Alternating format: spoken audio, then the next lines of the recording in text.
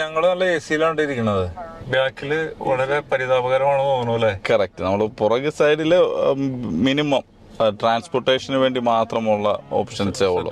അത് കൂടുതലും നമ്മൾ ഇതിനകത്ത് ഇങ്ങനെ കാറുകളിൽ നമ്മൾ മാക്സിമം വലിയ ട്രാൻസ്പോർട്ടേഷൻ നടത്തില്ല. വെരി എമർജൻസി സിറ്റുവേഷൻസുകളിൽ മാത്രമേ നമ്മൾ ആൾക്കാരെ ട്രാൻസ്പോർട്ട് ചെയ്യത്തുള്ളൂ കാറുകളിൽ. അതിന് നമ്മൾ വാഗനുണ്ട്, അതിൽ കുറച്ചും കൂടെ ആൾക്കാർക്ക് ട്രാൻസ്പോർട്ടേഷന് വേണ്ടി എ സിയും കുറച്ചും കൂടെ സൗകര്യങ്ങളുണ്ട്. ഇത് എന്ന് പറഞ്ഞാൽ നമുക്ക് ഫ്രണ്ട് ആൾക്കാർക്ക് പോലീസിന് വേണ്ടിയുള്ളതാണ്.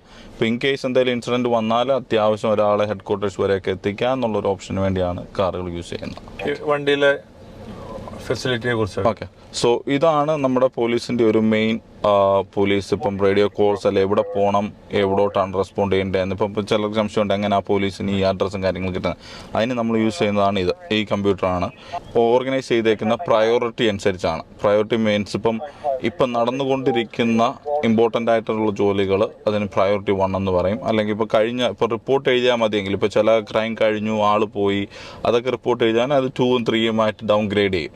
അപ്പം പ്രയോറിറ്റി 1 വരുന്നതാണ് നമ്മൾ ഫസ്റ്റ് റെസ്പോണ്ട് ചെയ്യുന്നത്. ഇപ്പോൾ ഏതെങ്കിലും ഒരു ജോലി, ഇപ്പോൾ റേപ്പ് ഇൻ പ്രോഗ്രസ് അല്ലെങ്കിൽ ബർഗറി ഇൻ പ്രോഗ്രസ്, അങ്ങനെ എന്തെങ്കിലും ഇപ്പം നടന്നുകൊണ്ടിരിക്കുകയാണ്, തെഫ്റ്റ് ഇൻ പ്രോഗ്രസ്, അത് നമ്മൾ ആദ്യം പോയി റെസ്പോണ്ട് ചെയ്യാൻ നോക്കും. കാരണം ആ സമയത്ത് നമുക്ക് വിക്ടത്തിനെ ഹെൽപ്പ് ചെയ്യാം, അതേസമയം ക്രിമിനലിനെ ക്യാച്ച് ചെയ്യാമെന്നുള്ളതുകൊണ്ട്. ഇപ്പോൾ ബാക്കിയുള്ളതെല്ലാം ഇങ്ങനെ പെൻഡിങ് വരും.